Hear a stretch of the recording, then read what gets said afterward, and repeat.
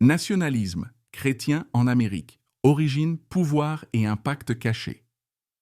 L'Amérique en tant que nation chrétienne. Mythe, origine et contradiction. Et si je vous disais que l'idée de l'Amérique comme une nation profondément chrétienne, enracinée dans l'esprit de beaucoup, n'est ni aussi ancienne ni aussi évidente qu'il n'y paraît, cette croyance qui a façonné notre compréhension du patriotisme et de la foi a des origines qui pourraient vous surprendre. Loin d'être une tradition millénaire, le concept de nationalisme chrétien est une invention plus moderne, fortement influencée par des questions politiques, sociales et idéologiques. Les débuts, la destinée manifeste. Tout commence avec la destinée manifeste, au XIXe siècle. À cette époque, de nombreux Américains croyaient qu'ils avaient une mission divine, coloniser et civiliser le continent nord-américain.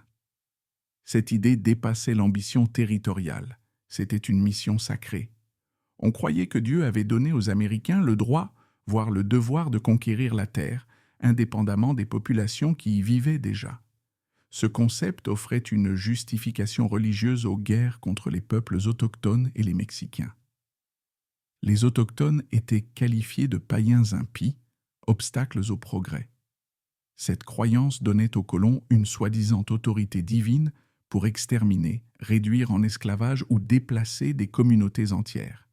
C'est dans ce contexte que le langage chrétien a commencé à se mêler au nationalisme, fusionnant foi et conquête pour créer une puissante narrative de moralité et de légitimité.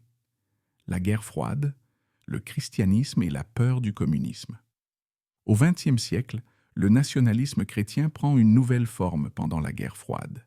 À cette époque, l'Amérique n'était plus seulement une terre élue. Elle devenait la nation moralement supérieure, chargée de s'opposer à l'athéisme du communisme soviétique. La lutte contre le communisme n'était pas seulement géopolitique, elle était spirituelle. Dans ce climat de peur, les politiciens et les leaders religieux ont utilisé la foi comme une arme idéologique. En 1954, les mots « sous Dieu » ont été ajoutés au serment d'allégeance. Ce geste symbolisait l'alignement de l'identité américaine avec le christianisme, consolidant l'idée que pour être un véritable Américain, il fallait nécessairement être chrétien. La révolution des années 1980, nationalisme chrétien et politique conservatrice. Dans les années 1980, le nationalisme chrétien prend encore plus d'ampleur grâce à des figures comme Jerry Falwell et l'ascension de la majorité morale. Ces acteurs alignent le christianisme évangélique sur la politique conservatrice, créant une nouvelle narrative.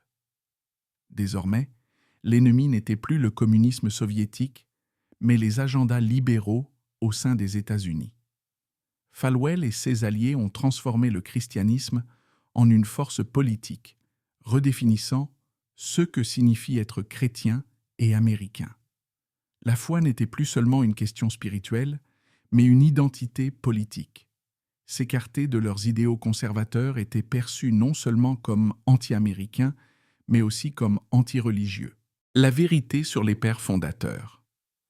Beaucoup d'entre nous ont grandi en croyant que les pères fondateurs des États-Unis étaient des chrétiens dévots, déterminés à créer une nation basée sur des principes chrétiens. Pourtant, cette narrative ne reflète pas la réalité. Des figures comme Thomas Jefferson et Benjamin Franklin étaient déistes et non évangéliques. Ils croyaient en un créateur, mais étaient sceptiques face aux miracles et aux dogmes religieux. Le gouvernement qu'ils imaginaient n'était pas conçu pour imposer le christianisme comme foi nationale, mais pour garantir la liberté religieuse et protéger l'État des interférences religieuses. Pourtant, au XXe siècle, des leaders conservateurs ont réécrit cette histoire, utilisant les pères fondateurs comme symbole d'un idéal évangélique qu'ils n'auraient pas soutenu. Nationalisme chrétien, la dérive de la foi.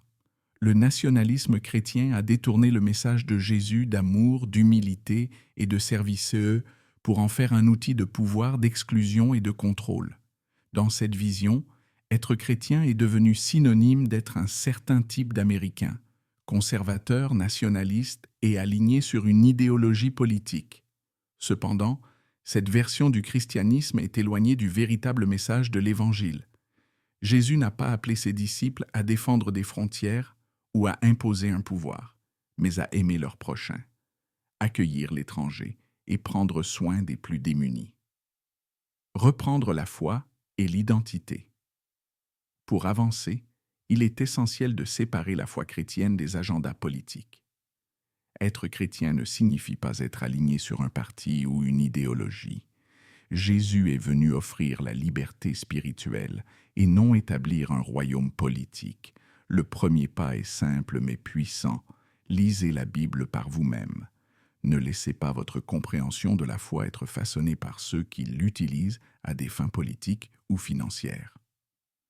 Reprendre le véritable évangile signifie embrasser l'amour, la compassion et la justice, tout en rejetant les narratives d'exclusion et de domination. Conclusion. La tâche de reprendre la foi et l'identité chrétienne n'incombe pas seulement aux leaders religieux ou politiques, c'est une responsabilité collective. Il est temps de vivre le véritable message de Jésus, centré sur l'amour et la justice et non sur le pouvoir et la domination. Et vous? Êtes-vous prêt à faire ce pas? Partagez vos réflexions et poursuivez cette réflexion.